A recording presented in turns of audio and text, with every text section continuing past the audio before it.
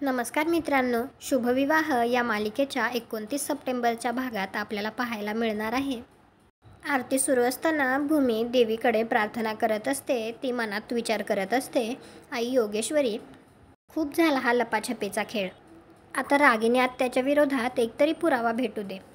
त्याचवेळी ती कापूर घेण्यासाठी आलेली असते तर कापराच्या डब्बीमध्ये तिला एक पेनड्राईव्ह भेटतो आणि त्या पेनड्राईव्हमध्ये काय आहे हे पाहण्यासाठी ती लगेच रूममध्ये जाऊन लॅपटॉपला कनेक्ट करून पाहत असते.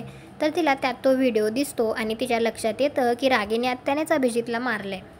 हे पाहून तर भूमीला धक्काच बसतो. त्या कळतच नाही की स्वतःच्याच मुलाला एखादी आई कसं मारू शकते. तुम्हाला काय वाटतं, भूमी आता सगळ्यांसमोर लगेच तो पुरावा दाखवून रागिनीला एक्सपोज करेल की ती योग्य वेळ येण्याची वाट बघेल? तुम्हाला हा भाग कसा वाटला ते कॉमेंट करून नक्की सांगा. व्हिडिओला लाईक करा, आपल्या मराठी मालिका चॅनलला सबस्क्राईब करा. भेटू उद्याच्या भागात.